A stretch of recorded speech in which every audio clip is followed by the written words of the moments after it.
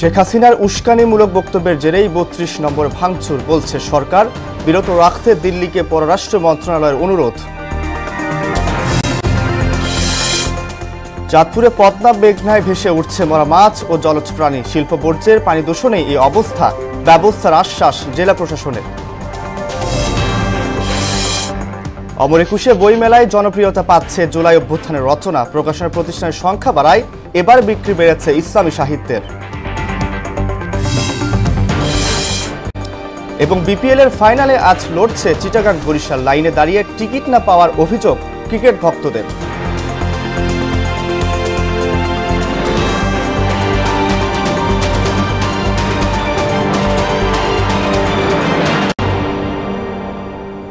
আসসালামু আলাইকুম, সবাইকে মোহনা সংবাদে স্বাগত। শুনছিলেন শিরোনাম, সঙ্গে আছি আমি আব্দুর রউফ। এবার বিস্তারিত। ভারতে বসে জুলাই অভ্যুত্থানের বিরুদ্ধে শেখ হাসিনার উস্কানিমূলক বক্তব্যের কারণেই ধানমন্ডির ৩২ নম্বর বাড়িতে ভাঙচুর বলে জানিয়েছে সরকার। বৃহস্পতিবার এক বিবৃতিতে ঘটনাকে অনভিপ্রেত ও অনাকাঙ্ক্ষিত বলে উল্লেখ করে একে জনমনে সৃষ্ট গভীর ক্ষোভের বহিঃপ্রকাশ বলেও দাবি করা হয়। এদিকে দিল্লিতে বসে বাংলাদেশকে অস্থিতিশীল করা থেকে শেখ হাসিনাকে বিরত রাখতে ঢাকায় ভারতের ভারপ্রাপ্ত হাইকমিশনারকে তলব করে প্রতিবাদ জানিয়েছে পররাষ্ট্র মন্ত্রণালয়। বিকেলে এ বিষয়ে মন্ত্রণালয়ে এক ব্রিফিংয়ে পররাষ্ট্র উপদেষ্টা তৌহিদ হোসেন বলেন, শেখ হাসিনাকে প্রতিহত করার বিষয়ে দিল্লিতে লিখিতভাবে অনুরোধ করা হয়েছে। উষা ফেরদৌসের রিপোর্ট। বুধবার রাতে ভারতে বসে সামাজিক যোগাযোগ মাধ্যমে বক্তব্য রাখেন সাবেক প্রধানমন্ত্রী শেখ হাসিনা। সেই বক্তব্য ঘিরে রীতিমতো উত্তাল বাংলাদেশ। ছাত্র জনতার রোষানলে ধ্বংসস্তূপে পরিণত হয় শেখ মুজিবুর রহমানের ধানমন্ডি ৩২ নম্বরের বাড়ি। হামলা হয়েছে সারা দেশের আওয়ামী লীগ নেতাদের ঘর বাড়িতে। শেখ হাসিনাকে থামাতে বৃহস্পতিবার ঢাকায় ভারতের ভারপ্রাপ্ত হাইকমিশনারকে তলব করে পররাষ্ট্র মন্ত্রণালয়। প্রতিবাদ নোটে সরকারের গভীর উদ্বেগ, হতাশা এবং গুরুতর আপত্তির কথা তুলে ধরা হয়। মন্ত্রণালয় বলছে, শেখ হাসিনার বক্তব্য বাংলাদেশের জনগণের অনুভূতিতে আঘাত করেছে। এগুলো শত্রুতামূলক কর্মকাণ্ড হিসেবে বিবেচিত এবং দুই দেশের মধ্যে একটি সুস্থ সম্পর্ক স্থাপনের প্রচেষ্টার জন্য সহায়ক নয় বলেও প্রতিবাদ লিপিতে জোর দেয়া হয়। পরে এক ব্রিফিংয়ে এ বিষয়ে কথা বলেন পররাষ্ট্র উপদেষ্টা তৌহিদ হোসেন। তিনি বলেন, শেখ হাসিনার কর্মকাণ্ডে এর আগেও প্রতিবাদ জানানো হয়েছে। শেখ হাসিনা ভারতে থেকে যেসব বক্তৃতা বিবৃতি দিচ্ছেন সেটাকে ছাত্র জনতা ভালোভাবে নেয়নি এবং তিনি অবিরাম যেহেতু প্রভোগ করতে থেকেছেন, তারই ফলশ্রুতিতে এই ঘটনাটা ঘটছে বলে আমাদের বিশ্বাস। এবং যদি তিনি এই ধরনের ঘটনা থেকে বিরত থাকতেন তাহলে এরকম ঘটনা হয়তো ঘটতো না। গত ৬ মাসে অন্তর্বর্তী সরকার আগরতলায় বাংলাদেশ মিশনে হামলা, সীমান্তে বাংলাদেশি নাগরিক হত্যা সহ নানা ঘটনায় ঢাকায় ভারতীয় কূটনীতিকদের অন্তত ৪ বার তলব করা হয়েছে। উষা ফেরদৌস, মোহনা সংবাদ, ঢাকা। কয়েকদিন ধরেই তাপমাত্রার পারদ ওঠানামা করছে সারা দেশে। দেশের দক্ষিণ পশ্চিমাঞ্চলের জেলা চুয়াডাঙ্গায় আবহাওয়ার এই পরিবর্তনের ফলে আবারও জেঁকে বসেছে শীতের তীব্রতা। বিপাকে পড়তে হচ্ছে খেটে খাওয়া দিন মজুরদের। সকাল ৬টায় চুয়াডাঙ্গায় 10.৬ ডিগ্রি সেলসিয়াস তাপমাত্রা রেকর্ড করা হয়েছে। এ সময় বাতাসের আর্দ্রতা ছিল ৯৬%। আগামী কয়েকদিন শীতের তীব্রতা কমতে পারে বলে জানিয়েছে আবহাওয়া অফিস।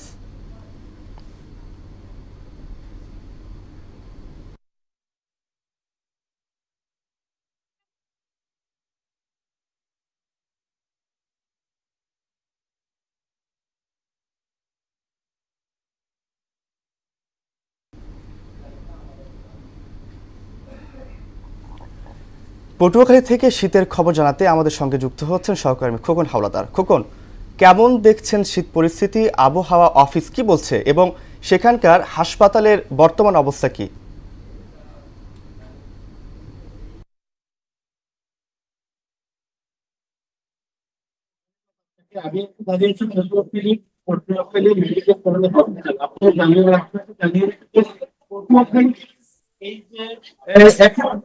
শীতের যে এখনো কিন্তু দেখা যাচ্ছে, এখনো প্রতিদিন কিন্তু রাত্রে হওয়ার সঙ্গে সঙ্গে কিন্তু কুয়াশার যে প্রবণতা, সেই কুয়াশা প্রবণতা কিন্তু এখনো রয়েছে। এবং এই কুয়াশা প্রবণতা কিন্তু দিন গড়িয়ে দুপুর হওয়া পর্যন্ত কিন্তু অনেক সময় কিন্তু দেখা যাচ্ছে। আপনাকে কিন্তু এই যে শীতের যে প্রকোপের কারণে কিন্তু আমরা দেখতে পেয়েছি যে এই যে ছোট শিশুরা তারা কিন্তু অনেক কিন্তু সমস্যায় পড়ছে, বিশেষ করে ঠান্ডা জনিত যে সমস্যা, সেই সমস্যায় কিন্তু তারা কিন্তু আক্রান্ত হয়ে হসপিটালে ভর্তি রয়েছে। যেখানে চেষ্টা করছি এই মুহূর্তে কিন্তু হসপিটালে অনেক কিন্তু রোগী এখানে ভর্তি রয়েছে এবং একই বেডে 2 থেকে কিন্তু 3 জন করে রোগী এখানে কিন্তু ভর্তি রয়েছে। আমরা এখানে হসপিটালের কর্তৃপক্ষের সঙ্গে কথা বলেছি, তারা আমাদেরকে জানিয়েছেন যে আসলে রোগীর সংখ্যা বৃদ্ধি পাওয়ার ফলে কিন্তু এই যে বেড সংকুলনের কারণে কিন্তু এক বেডে 2 থেকে কিন্তু 3 জন করে রোগী এখানে রাখা হয়েছে। আপনাকে জানিয়ে রাখি যে পটুয়াখালীতে কিন্তু এই যে সবচেয়ে আরো যে বিপাকে পড়েছে যে সাধারণ যে খেটে খাওয়া মানুষ, তারা কিন্তু ঘন কুয়াশার কারণে কিন্তু তারা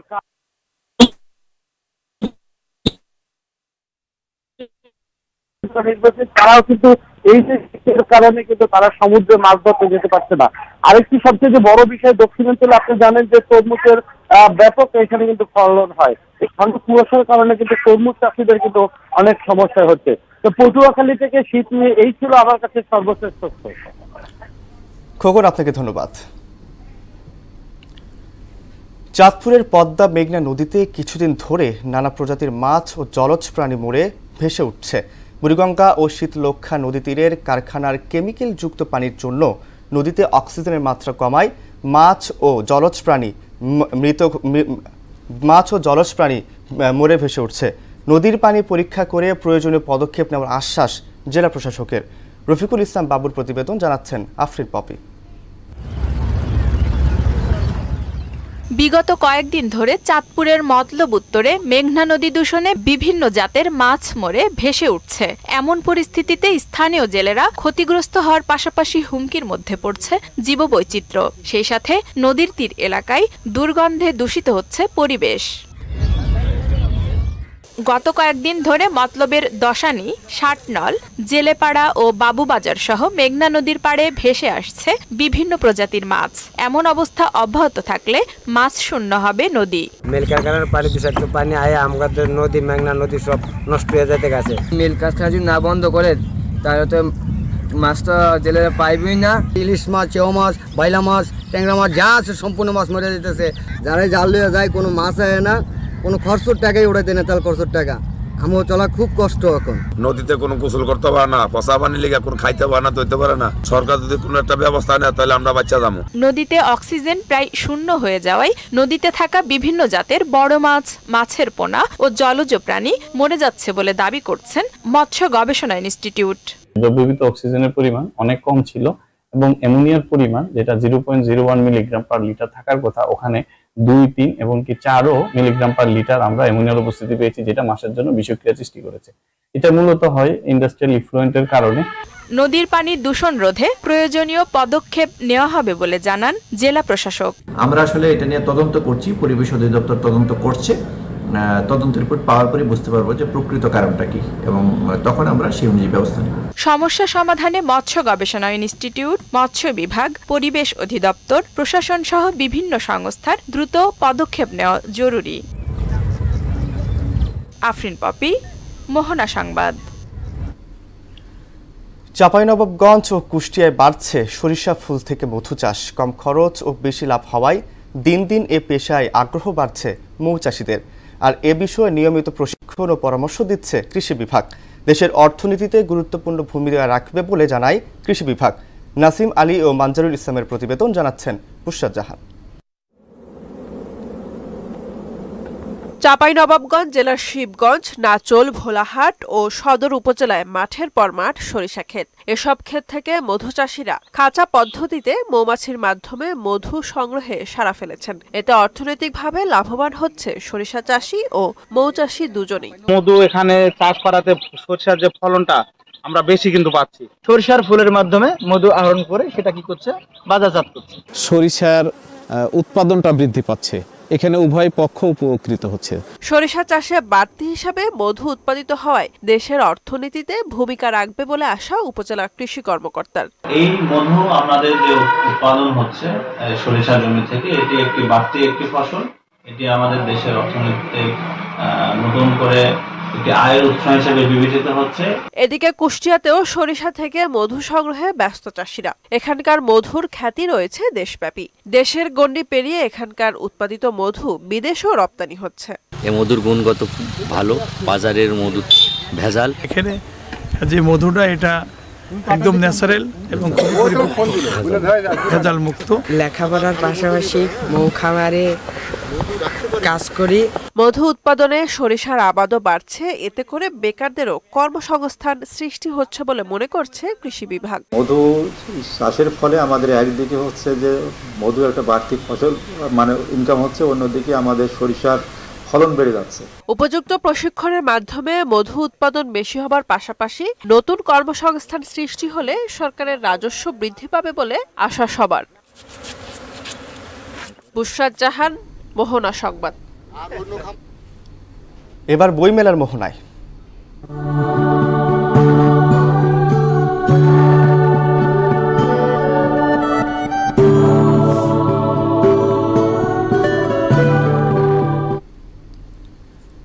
অমর ২১শে বই মেলায় জনপ্রিয়তা পাচ্ছে জুলাই অভ্যুত্থানের উপরে রচিত বই, পাশাপাশি হুমায়ুন আহমেদ সহ প্রখ্যাত লেখকদের রচনাও পাচ্ছে প্রাধান্য। এবারে আয়োজনে প্রকাশনা প্রতিষ্ঠানের অংশগ্রহণ বৃদ্ধি পাওয়ায় বিক্রি বেড়েছে ইসলামী সাহিত্যের। বুশরাত জাহান ইমাকে সঙ্গে নিয়ে আরও জানাচ্ছেন এমআর আসাদ। অমর ২১শে বইমেলার ষষ্ঠ দিনে সোহরাওয়ার্দী উদ্যান প্রাঙ্গণে ছিল চোখে পড়ার মতো ভিড়। সপ্তাহের শেষ দিনে মেলায় তৈরি হয় উৎসবের আমেজ, এতে যুক্ত হয় বাড়তি সমাগম। মেলা ঘুরে দেখার পাশাপাশি অনেক পাঠক মগ্ন হয়ে পড়েন বই নিয়েও। জুলাই অভ্যুত্থানের রেশ পড়েছে বই প্রকাশের তালিকায়। আগামী এক সপ্তাহের মধ্যে প্রকাশ পেতে পারে ২৪-এর বিপ্লবকে কেন্দ্র করে রচিত ডজন খানেক বই।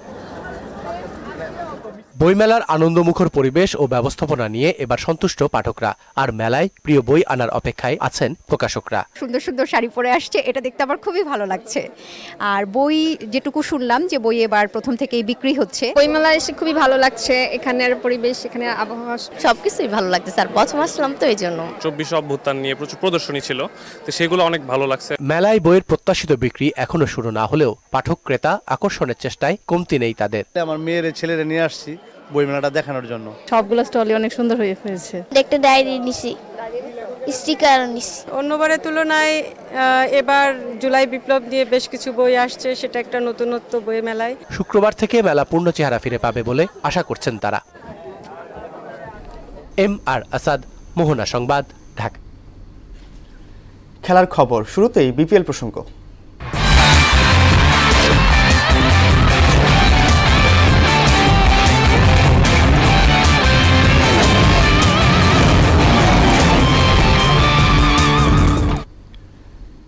দেখতে দেখতে একদম শেষ পর্যায়ে বিপিএলের ১১তম আসর শিরোপা লড়াইয়ে আজ সন্ধ্যা ৬টায় মিরপুর হোম অফ ক্রিকেটে মুখোমুখি হবে ফরচুন বরিশাল ও চিটাগাং কিংস। গতবার শিরোপা জেতার এটি বরিশালের জন্য ট্রফি ধরে রাখার মিশন, যেখানে চিটাগাংয়ের জন্য প্রথম শিরোপা ছোঁয়ার স্বপ্ন। তবে হেড টু হেড এবং আসরে পারফরমেন্সের ভিত্তিতে এগিয়ে রয়েছে বরিশাল, যদিও আসরে একবার চিটাগাংয়ের কাছে হেরেছে তারা।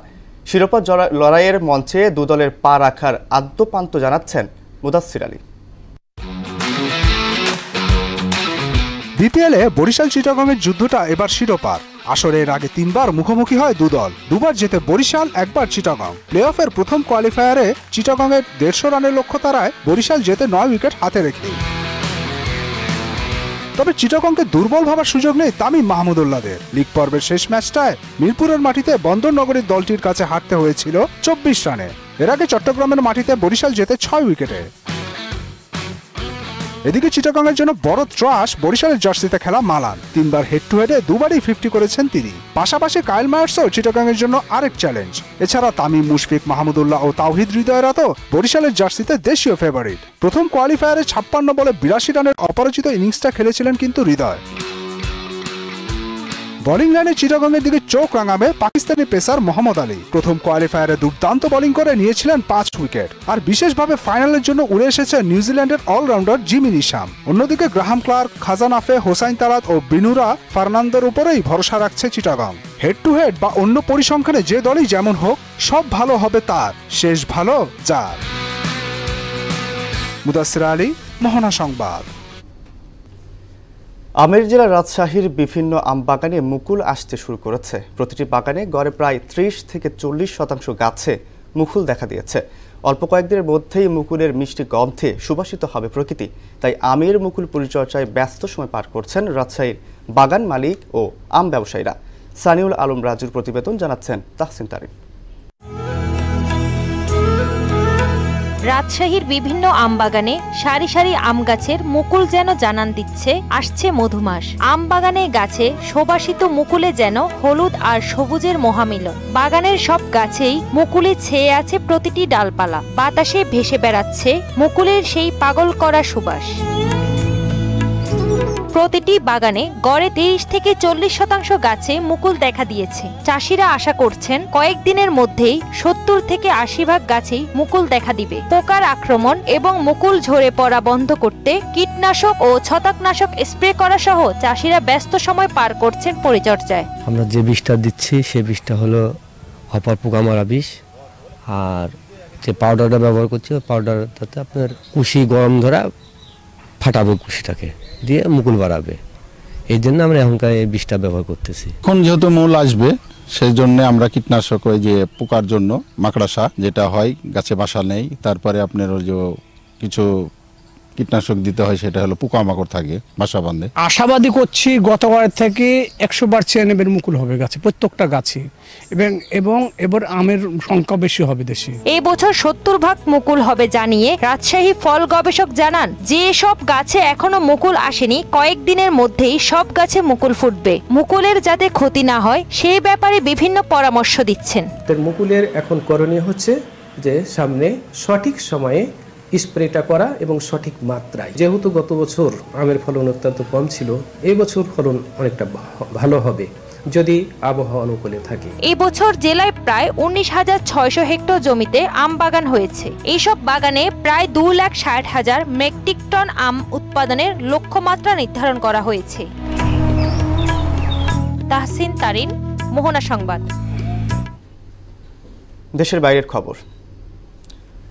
চীনে ইরানি তেল সরবরাহকারী একটি নেটওয়ার্কের বিরুদ্ধে আর্থিক নিষেধাজ্ঞা আরোপের ঘোষণা দিয়েছে যুক্তরাষ্ট্রের অর্থ বিভাগ।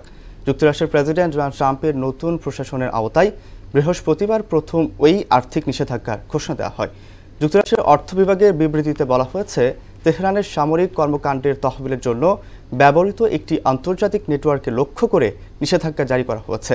এই নেটওয়ার্ক চীনের কাছে ইতালি তেল সরবরাহ করে বলে অভিযোগ করা হয়।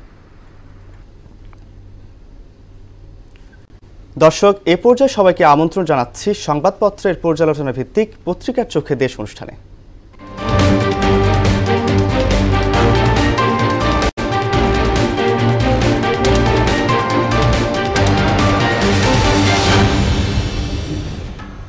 দর্শক, আজকের অনুষ্ঠানে অতিথি মোহনা টেলিভিশনের নিউজ এডিটর সুমন মুস্তাফিজ। সুমন, পত্রিকার চোখে দেশ অনুষ্ঠানে আপনাকে স্বাগত।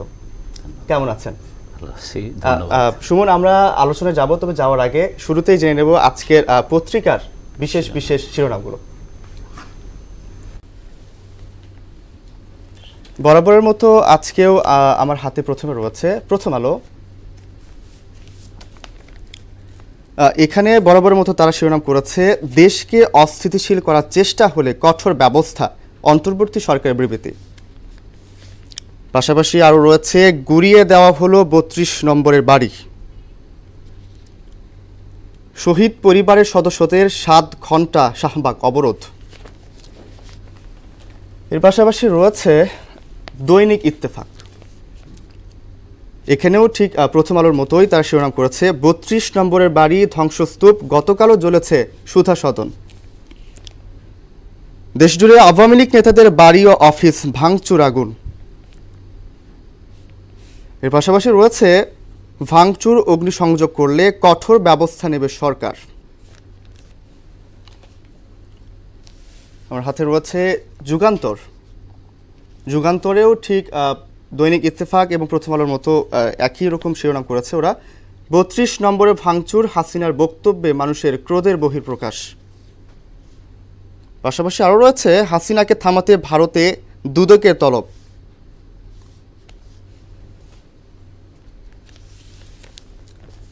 সমকাল। রাজনৈতিক মহলে মিশ্র প্রতিক্রিয়া, বিশিষ্ট জনের নিন্দা। এবং সাথে রয়েছে হামলা আগুন ৩৫ জেলায়। এ পর্যায়ে রয়েছে বণিক বার্তা, রাষ্ট্র গঠন ও হট্টগোলে সমাজ, দেওয়ান হানিফ মাহমুদ। অন্তর্বর্তী সরকারের বিবৃতি, শেখ হাসিনার উস্কানির জেরে ক্রোধের বহিঃপ্রকাশ, ৩২ নম্বরে ভাঙচুর। আমার হাতে রয়েছে বাংলাদেশ প্রতিদিন, বিশ্ব নন্দিত এক মহানায়কই আছেন দেশের আলোকবর্তিকা। ঠিক একইভাবে এখানেও করেছে দিনভর শুধুই ভাঙার শব্দ।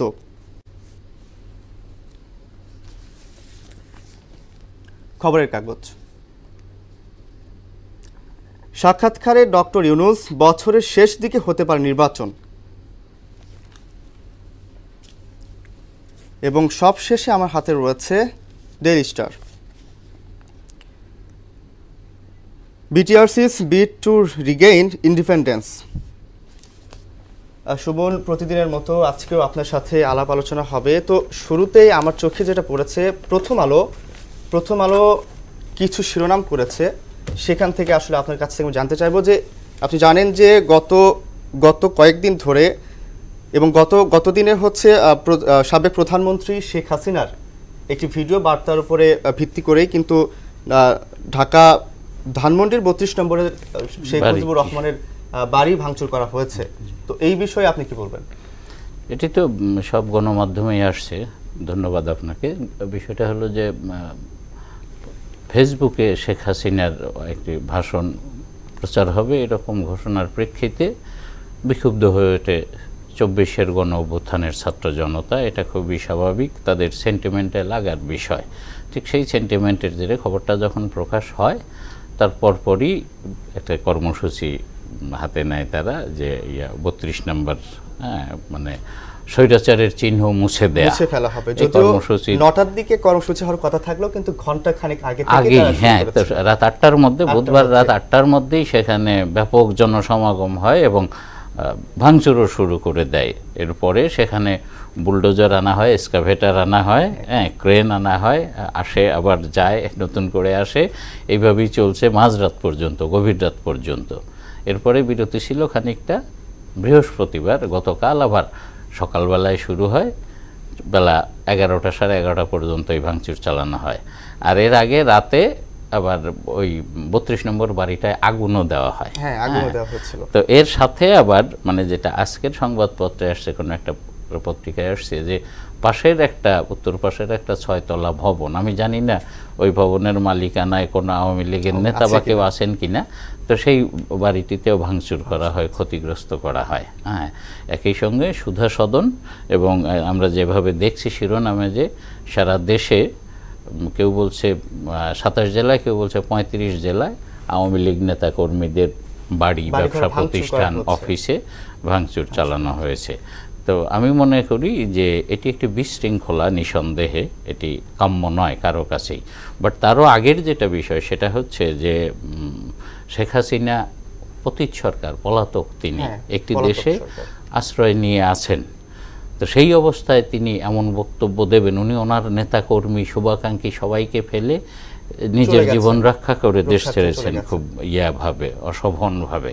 তো এরপরে উনি নিরাপদ জোনে বসে এমন কথা বলা ওনার উচিত নয়, যেটি করে ওনার কর্মী, সমর্থক, শুভাকাঙ্ক্ষীরা বিপদে পড়ে যায় দেশে। অবশ্যই, তো সেই উস্কানি থেকে আশা করি তিনি বিরত থাকবেন। এবং আমি দেখলাম যেটা গতকালকে যে ৩২ নম্বর যে বাড়িটা ভাঙচুর করা হচ্ছে, ওখানে কিন্তু বিভিন্ন ছাত্র জনতা এবং বিভিন্ন সংগঠনের যে নেতাকর্মীরা আছেন, তারা কিন্তু পিকনিক স্পট হিসেবে কিন্তু ব্যবহার করেছে। আমি দেখলাম যে ওখানে আসলে পিকনিকের আয়োজন করা হচ্ছে। বুঝতে পেরেছি, গরু জবাই করে সেখানে ভোজের ব্যবস্থা ছিল, যারা ভাঙচুর করেছে তাদেরই আয়োজন ছিল এটি। তো বিষয়টা এইখানে যে মানে কথা বলার ক্ষেত্রে আমি মনে করি যে শেখ হাসিনার আরও সতর্ক হওয়া উচিত। উনি তো কথা বলারই এখন অধিকার নেই, রাজনৈতিক কথা উনি বলতে পারেন না। এই মুহূর্তে উনি যে বাস্তবতায় আছেন, ওনার যে কোনো রাজনৈতিক কথা মানি সেটা দেশের জন্য ক্ষতিকর, তার চেয়ে বেশি ক্ষতিকর ওনার দল এবং কর্মী, সমর্থক, অনুগতদের জন্য। সুতরাং সেটি ভেবে ওনার কথা বলা উচিত। সরকার পতনের পর থেকে কিন্তু তাদের যে অঙ্গ সংগঠনের যে নেতাকর্মীরা আছে অনেকে কিন্তু তাদের নিজ বাড়ি থেকে পলাতক আছে। এবং গত দিনের এই ঘটনার পর থেকে কিন্তু তারা আরো অনেক সংখ্যায় আছে। খুব স্বাভাবিক, মানে সারা দেশে গতকাল পর্যন্ত শতাধিক বাড়িঘর, ব্যবসা প্রতিষ্ঠান, অফিস এগুলো ভাঙচুর হয়েছে। বড় নেতা যারা আছেন, আমির হোসেন আমতো, ফয়ল আহমেদ, ওবায়দুল কাদের, সাবেক সেনাপ্রধান মইনুল আহমেদ, এদের সবার বাড়িতে ব্যবসা প্রতিষ্ঠানে হামলা ভাঙচুর এগুলো হয়েছে। তো এটি তো জনরোষ, এটি চাইলেই চট করে বন্ধ করা যায় না, মানুষের ক্ষোভের প্রকাশ। হ্যাঁ, সরকার বিবৃতি দিয়েছে, মাঝরাতে একটা বিবৃতি দিয়েছে যে এটা নিয়ে এই ধরনের ঘটনাগুলোতে যেটি হয় সেটি হচ্ছে যে আপনার মানে একটা ইস্যুকে কেন্দ্র করে নিয়ে তৃতীয় পক্ষ ফায়দা লোটার চেষ্টা করে। তো এখন সেই রকম একটা অস্থিতিশীল অবস্থার দিকে গড়িয়ে গেছে। তো সেখানে সরকার বিবৃতি দিয়েছে যে সরকার। আপনার এই কথাতে আমি একটা কথা বলতে চাই, যেখানে হচ্ছে অন্তর্বর্তী সরকারের একটা বিবৃতি এসেছে যেখানে হচ্ছে দেশকে অস্থিতিশীল করার চেষ্টা হলে কঠোর ব্যবস্থা নেওয়া। হ্যাঁ, আমি সেটাই বলছি যে এখানে সরকারও এ বিষয়ে সচেতন আছে এবং সরকার হুঁশিয়ারি দিয়ে দিয়েছে যে এরকম চেষ্টা হলে এটা একটি অপচেষ্টা, এই অপচেষ্টার বিরুদ্ধে কঠোর ব্যবস্থা নেবে সরকার বলা আছে। আসলে আমাদের আসলে আপনার সাথে আলোচনা করার অনেক শিরোনাম আছে, যদিও সময় স্বল্পতা। অন্য একদিন আবার আপনার সাথে আমরা আলাপ আলোচনায় বসবো। তবে আমাদের স্টুডিওতে আসার জন্য আপনাকে ধন্যবাদ জানাচ্ছি। ধন্যবাদ আপনাকে। শেষ করব মোহনার সংবাদ, যাবার আগে শিরোনামগুলো জানিয়ে দিচ্ছি।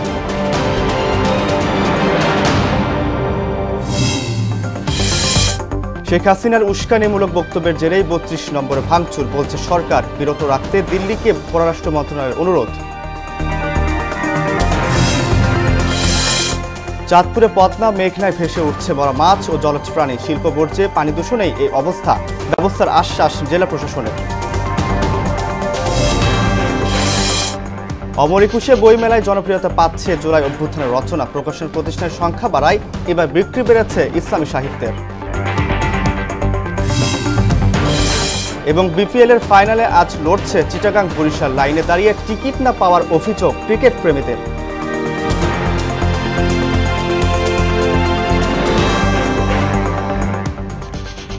এ ছিল মোহনার সংবাদে। পরবর্তী সংবাদ দুপুর ১টায়। এর আগে সংবাদ এক নজরে দেখবেন দুপুর ১২টায়। মোহনার সর্বশেষ খবর জানতে ভিজিট করুন www.mohana.tv। সংবাদ দেখতে পারেন ফেসবুক, ইউটিউবে। এতক্ষণ সঙ্গে থাকার জন্য